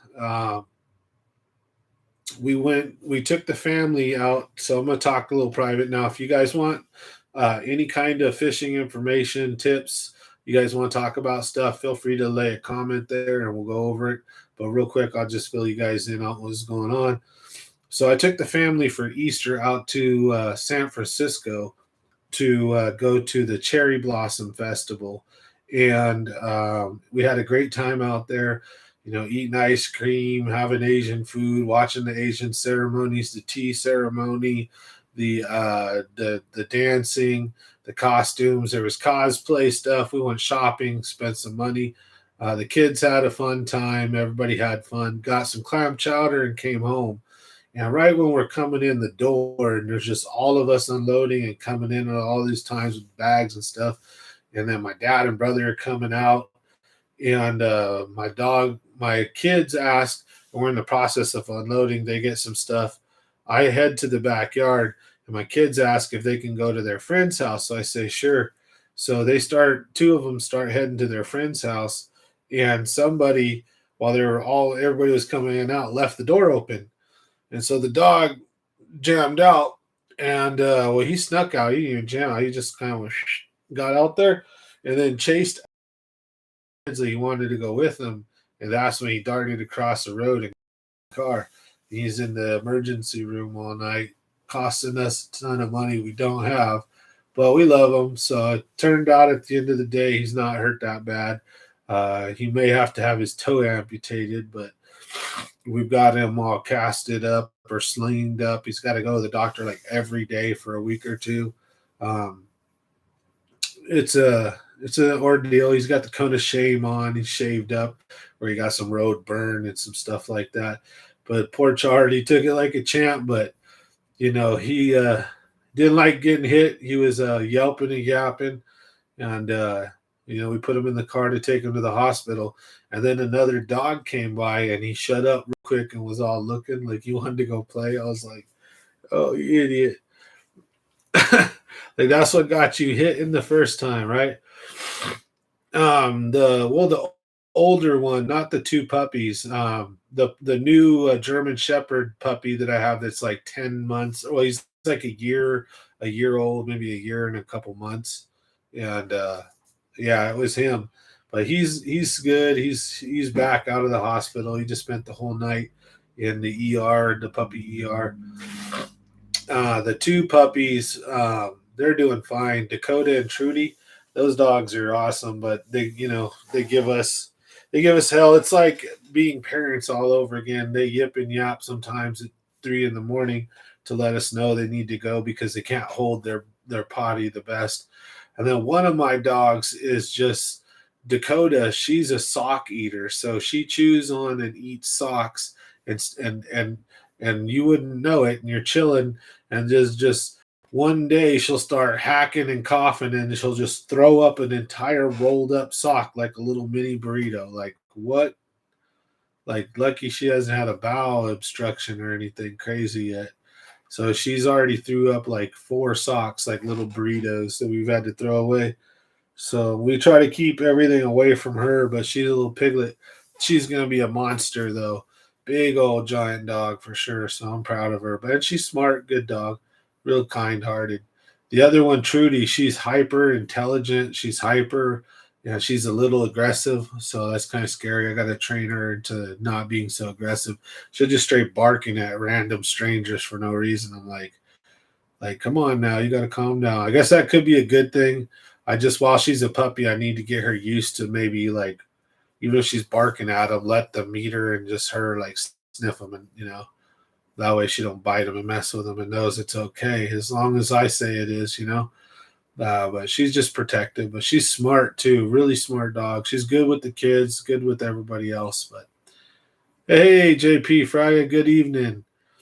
Nice to see everybody on tonight. So we're just doing some whiteboard tips and tricks about angles, fishing with multiple people in the boat, how I'd fish the delta, how I'd fish, like, let's say the lake, a couple of just different things on post spawn. The big mamas will do a couple different things. They'll either pull out and they'll actually start cruising and swimming around. Once they're off their lockjaw phase, they'll start cruising and looking for some food, or they'll kind of just hunker down in a nice ambush spot, creep along the ground, move along on the bottom until they find that nice ambush spot to get a nice fat meal and lay up and eat something big like a trout or a bluegill, stuff like that, a crappie, another small bass, whatever have you. So they do tend to usually drop down to the next drop off, sit there for a while, eat anything small that they can. that doesn't take them much energy. And then when they're recuperating ready, they pop up and they start cruising. And then you can catch them all kinds of different ways. But as it gets warmer and warmer, it can be tougher and tougher to catch them during the daytime, except for things like top water or getting them on the low light conditions when early morning and late afternoon. As it gets hotter and hotter, will be one of the best windows opportunity at some of these big fish. Or throughout the day, you can almost have an all day opportunity sometimes if you're throwing the right lure, different top water. I'm sure big swim baits can probably work too, but I don't think that's usually their strong suit. Um, Maybe something down deep, I don't know, or a suspended one, depending on how they're set up. But my favorite, and again, see, I would say honestly, I don't know, because those would be my guesses. Like what I would try to do with some swim baits in the summer as we get into post spawn, because there should be cruisers, but then at what point do they stop going when the water warms up too much? When they stop being cruisers, and they usually do a couple different things: smash way up river into the freshest incoming water that there is right there, where it's cooler and more oxygenated.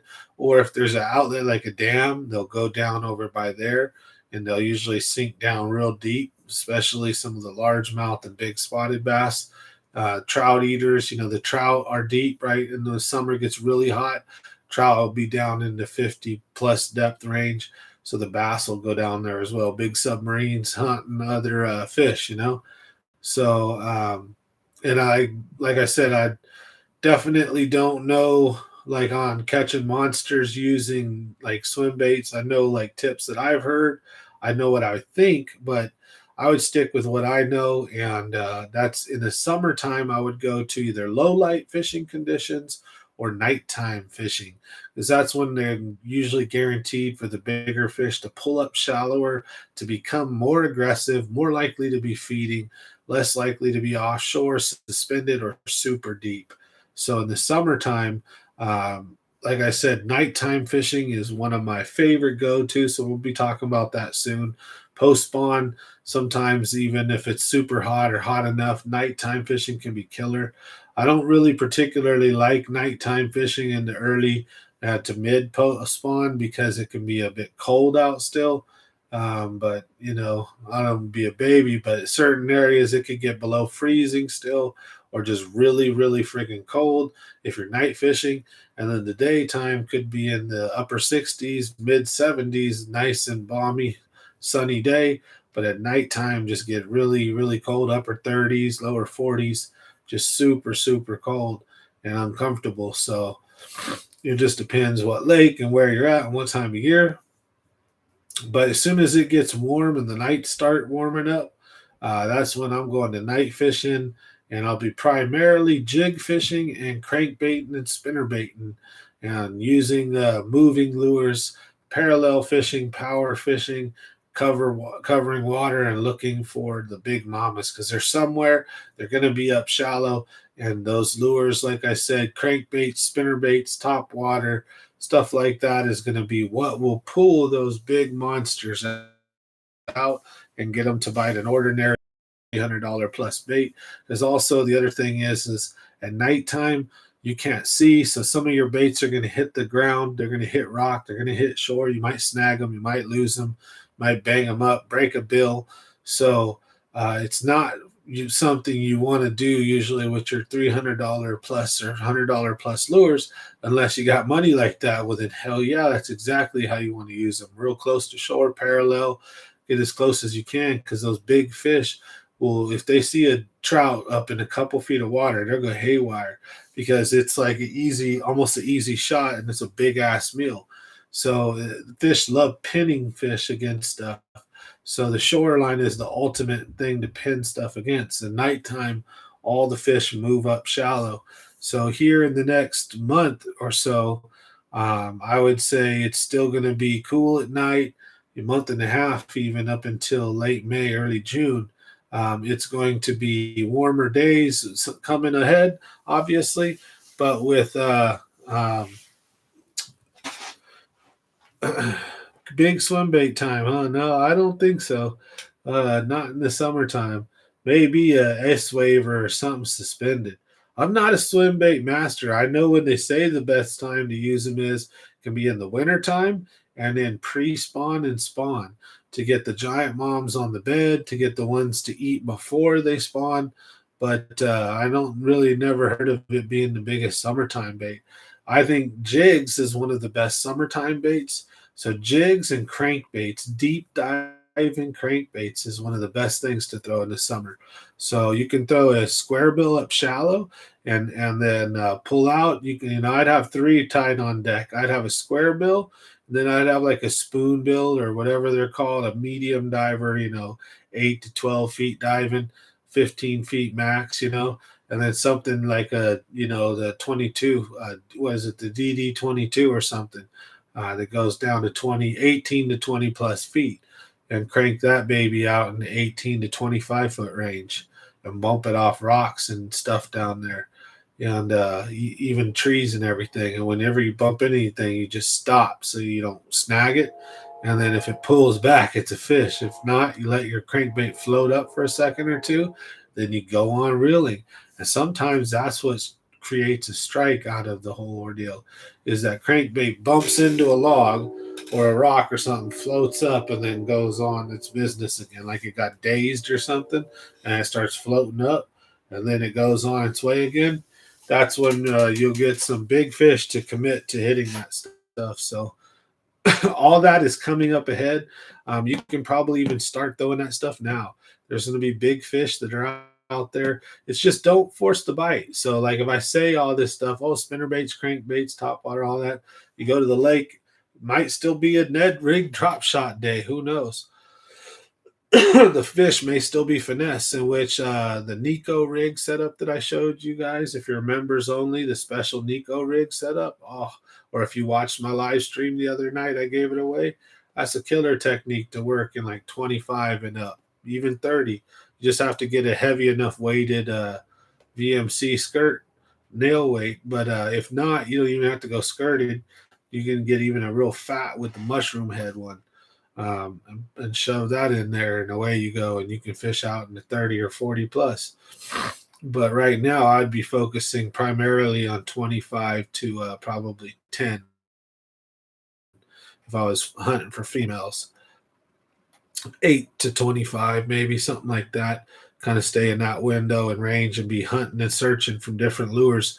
Of course, I would try things like spinner baits, crankbaits, and even a jerk bait, whatever, along certain structure, shoreline, docks, whatever I can get away with and find. But if I have to, also, I'll pull out a finesse. I'll pull out a Nico, a wacky rig Cinco, a even a weightless Cinco can be killer right now. A lot of different stuff you could throw that'll give you some good success here in the post spawn, because some of these fish, they start getting really active. So there'll be a lot of options that start popping up. Some things just can work better than others at certain times and places. And a lot of that factors in on like what bait's there. What are the fish keyed in on?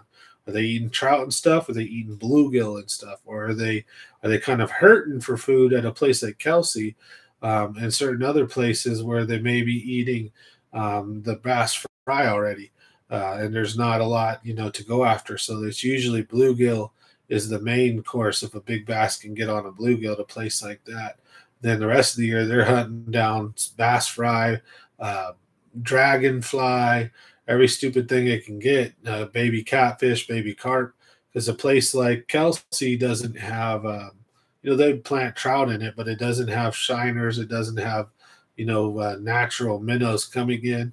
Doesn't have a big supply of bait fish in there.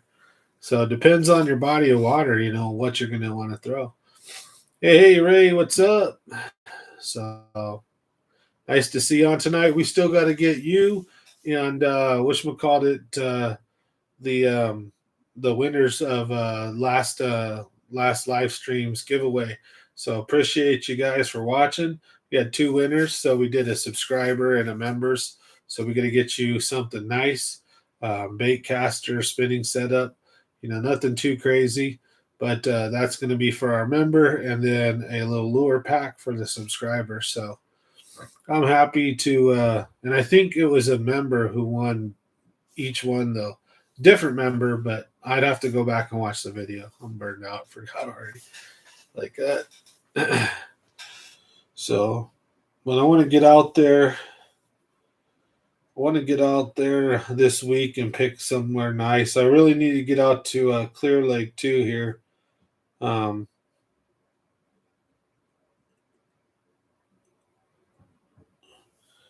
of hard to see the whiteboard. Oh yeah, I noticed when I was using it, I'm using a thin line, right? Yeah, it's not the clearest. It's not too bad, but yeah, depends on the light. Tried to make it as visible as I could. So we're going to be doing more of these, but I want to talk about one last thing here tonight on the whiteboard is going to be the importance of knowing like water dynamics.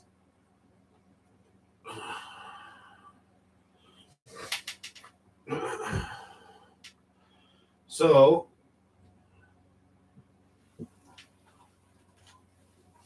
sometimes I have my boat out over deep and I'm casting as far up shallow as I can, right?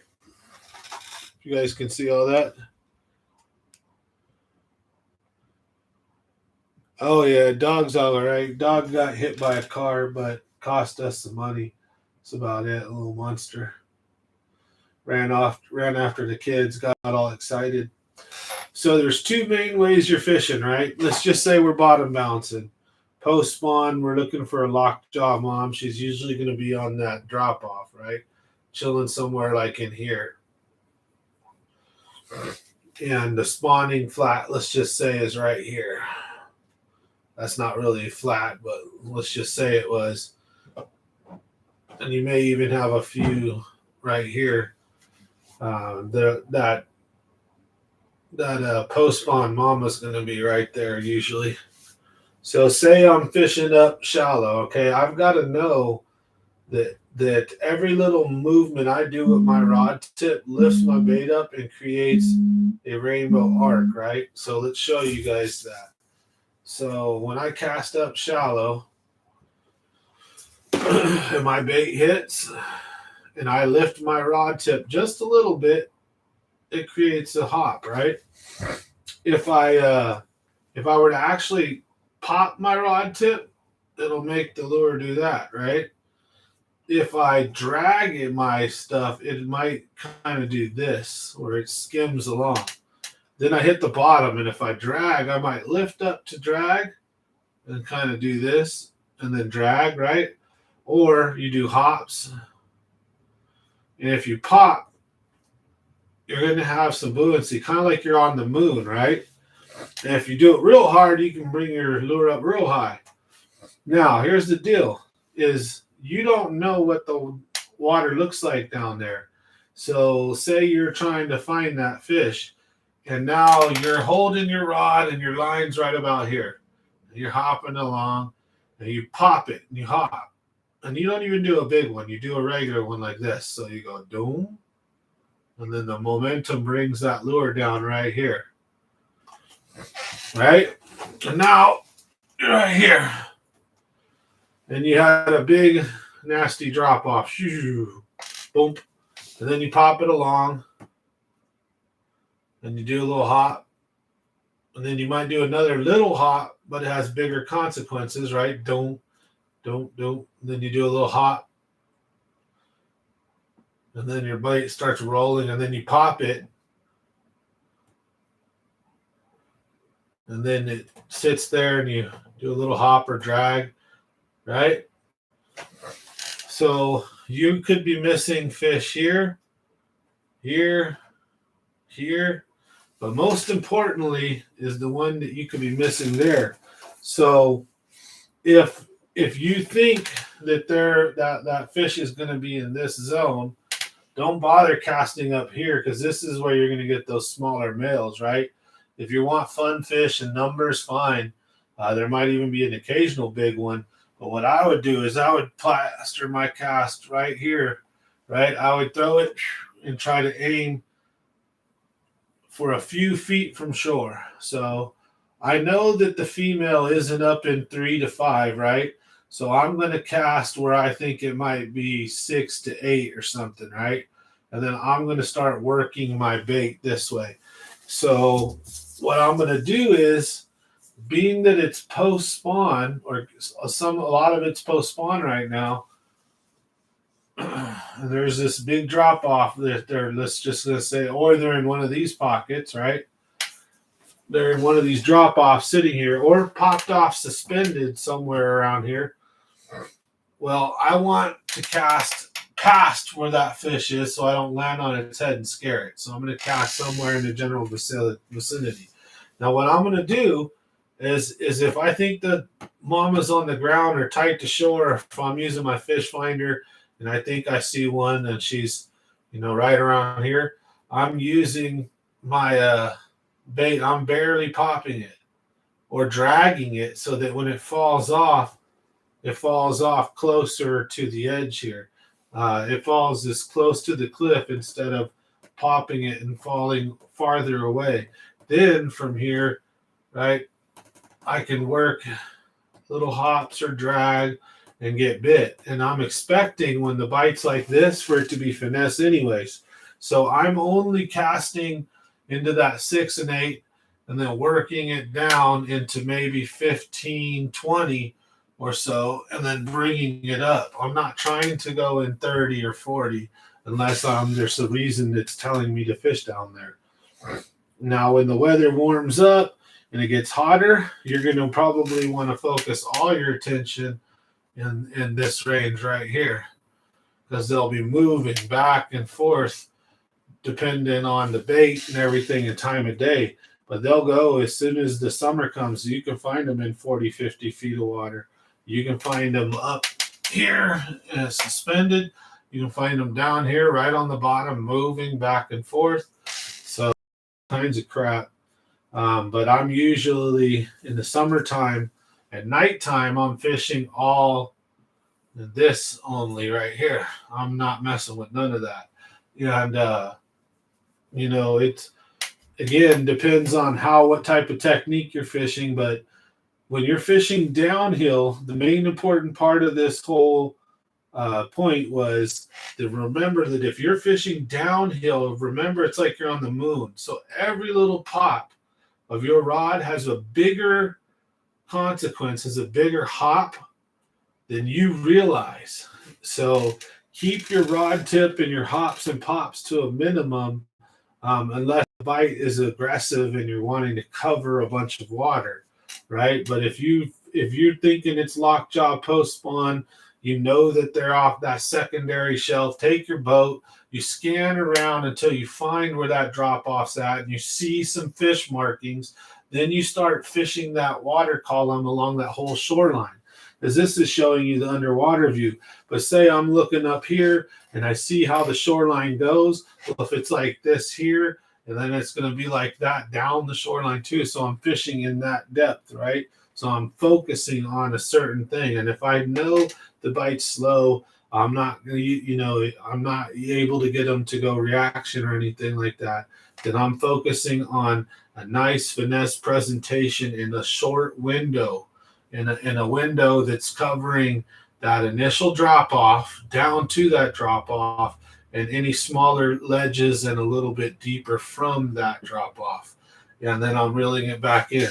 And then again, if you see them suspended, that's where things like casting out and letting your wacky rig Cinco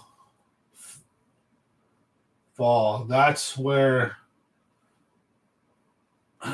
that Cinco weightless or with a small weight in it can really be deadly post spawn as well. A weightless Cinco, and then just focus on that zone only. But you're going to have to fish real slow and let that Cinco sink down and do its thing. And then once it's past a certain thing, I wouldn't work the Cincos far deep. You can, but that's how you'll get a lot of these suspended bass that are in here. Now, same type of thing. We're almost done here. Same type of shoreline. second way to fish it. Okay. So one is, that's the easiest way to fish it, but the way that you'll get the least amount of bites. So the way you're going to get the most amount of bites is if you take your boat and put it right up near shore, where it's, facing with the shore, you're going parallel, right? And you're cast out past where you think they're going to be, and let it sink and bring your bait up like this, because every little hop is smaller than you think. As you're coming uphill, you do little tiny hops, and you can even drag it. Then when you feel like you're snagged, give it a little slack and then pop it, and then give it little tiny hops, and you can crawl it and pop it around. You can drag it, but when your line gets to a certain spot, you can get nicks and issues. Bringing it up like this, you can start to get nicks as your line now lays across this, and then each time as you bring it in closer and closer, your line is getting frayed on that. And then what will happen too is when you come to bring this up, this is never a straight drop off, right? There's some crags and rocks and stuff. And when you do that, it's a lot easier to pull into things and get snagged. So you're going to have two issues working your bait this way, right? You're going to get fray in your line a lot more. And while you're pulling your line upward, because it's in contact with the bottom more, we'll do a zoomed in picture. So there's some big rocks, cracks and crevices and stuff like that, right? And you're bringing your lure up, and then you bring it into this. Well, your line is like this, right? So when you pull on your line, you're just pulling this in more, you're snagged, right? And what you do is you give your line back, and then this kind of falls down and you pop it back over, right? That's how you can get unsnagged. But if you pull too hard, because you think it's a fish, or you don't realize it's a snag, now you're stuck in there, right? Well, when you're pulling up shore, it's every stupid damn inch or foot or two you're potentially getting snagged or can get snagged. You're going to get snagged a lot more. So it's much more vital that you fish slow. And then what you do is when you're pulling and you have a little tiny stupid pebble and you're dragging and you get snagged and you're stuck there, again, take your rod tip, lean it forward, right? Drop it down, open bell, open up, let slack go to the line, and then the thing will fall back. And then you pop it over that snag. And what you do is as you're bottom bouncing along and you bump into something, you think maybe it's a fish, just stand perfectly still. And if you feel any movement, then you know it's a fish, right? If you feel anything pull, tug, or even just slightly load up real slow, but if you're holding it real slow, the boat's not moving, and it doesn't move, do not pull back anymore.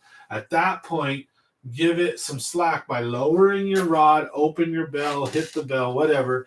And then what will happen is, because you pulled into that, usually if you felt it and you're sensitive and you aren't just pulling into it, you're kind of slowly coming into it, then the lure will fall back down, and even a half an inch, just fall out of position. The hook, the weight, whatever was stuck in that little crevice there will come out, and then you'll pop it over. So that's what you have to do in fishing that way. But little secret tip, trick, whatever, fishing with your boat near the shore and casting out and bringing up is the most efficient way to get more bites and catch more fish. It's just going to come with more challenges. Fishing with your boat away and casting at the shore is the much more comfortable way to catch fish when bottom bouncing and when fishing finesse. So it's not what is easy, but is what will produce more fish. You're going to have bottom contact more. The weight and things are going to be bouncing into rocks, making noises, realistic. coming and making in contact with stuff as it comes up, instead of do do do do do do do do do do do do do do do, like ballet, right? Coming down, it's like you're moonwalking, right? Every little pop of your rod brings that lure in a big arc. While you're bringing it up, you're just basically snagging every few inches or feet. And now, if you pop the lure, it goes up, but then kind of falls right back down, right next to itself, not too far away. You pop the lure up, even if you do a little pop, right? So if you do a pop coming downhill, you have this big arcing effect. If you do a pop coming uphill, it arcs up, but instead of traveling this way, it goes up, and then comes back down. And so the distance traveled isn't much. So if there was a fish somewhere here, the lure isn't going to go over the fish. While if there's a fish here, and you give it a nice pop and the bait sails over it, you just screwed that up. So you're going to always catch more fish fishing this way. It's just way more frustrating. Trust me. You're going to go through way more gear. You get snagged more. It's frustrating more. But I swear to God, I swear on my knowledge of fishing, that it will definitely put more fish in the boat. So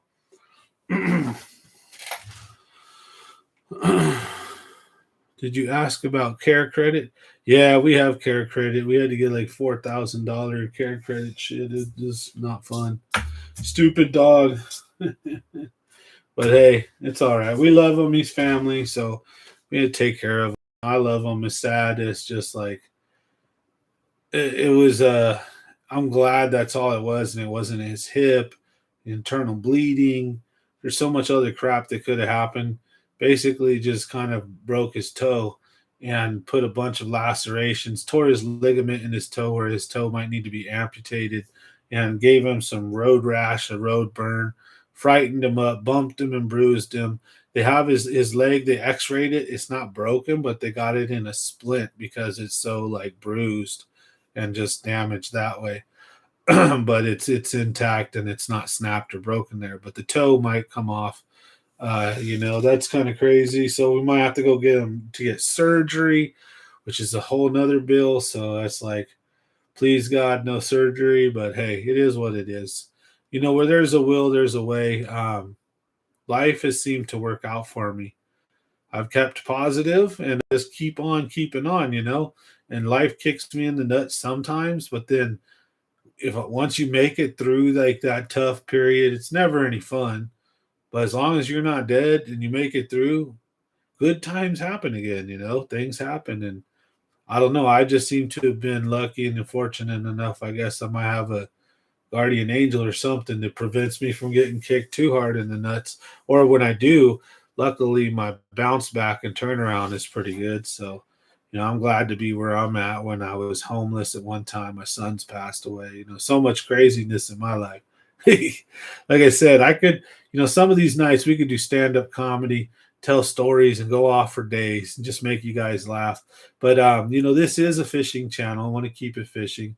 That's why every once in a while I put a little plug out for my other channel, Common Sense Talks. If you guys want to hear me go rant about like my personal stuff, news, opinion, politics, all that crap, that's over there. Here we try to keep it fishing, but eventually the rabbit gets out of the hole and then we go chasing him back down the hole, or we just have fun. We have Freaky Fridays. We've done freestyle where I rap and do music. So we've had some fun stuff. I might do something like that again. Maybe this Friday, do like a freestyle Friday, and it's all got to be fishing orientated, and we'll bump some YouTube beats so I can't get copy striked. Something fun. Who knows? Maybe not. Either way, I enjoy hanging out with you guys and gals talking fishing. Great community. We're able to do a lot of good through here. Help a lot of children in these COVID times with Christmas. We'll be doing that again. So if anyone wants to go on a toy drive trip, hit me up. I'll be glad to take you guys out on my boat and go fishing and donate some toys or money. And then at the end of the year, I take care of as many kids as I can for Christmas. So it's been awesome. I've done a lot of giveaways, so hopefully I've been able to spread a little bit of love and give people some warm feelings and some, because even though it may be small stuff sometimes, and I've done some big giveaways, it feels pretty cool to win something. A lot of us may have never won something before in our lives. Some of us have won big things. It's cool, but just it's cool to get something for free sometimes, and to see there's genuinely good people out there. That's what I try to represent, stand for. I'm no saint, I'm no angel, but we have fun. So that's a lot of this is thanks to you guys, the members, the subscribers, people that hang out with me on a nightly basis with these live streams, that comment and interact. You guys mean the world. You're what helps the algorithm push the channel. You're what helps me come back and do it. And wouldn't be here without you guys. So thank you guys very much. It's 9 o'clock, so you know what that means. We'll be signing off. And then the funk brings up aliens. You know it. Oh, yeah. We already know they're real, man, because Fox News and CNN told us so. Those two idiot groups can't agree about anything. And when I say idiot groups, only because it's just a perfect example of polarization. But if they're both telling us something is true, then it's either definitely a lie or maybe it's true. Uh, that kind of, I guess, works with anything coming out the news mouth these days, but you never know. Anyways, that's the kind of conversation we have at Common Sense Talks. So if you'd like, go hang out, smash that subscribe button at Common Sense Talks, and we would be glad to have those conversations with you guys. But other than that, thanks for hanging out. We'll see you guys Wednesday. We got to get the giveaway stuff out to the two winners last what was it, Friday. So congratulations to you guys. I'm hoping this week to put some good fishing videos out. I got a trip or two I got to get on. Looking at trying to go out to the Delta, but I'm also wanting to do a Clear Lake trip soon. So again, we're doing the toy drive trip. So a lot going on here. So reach out if you're interested. Other than that, I'm ready to rock and roll. So catch you guys on the next one. Tight lines, everybody, and have a great week.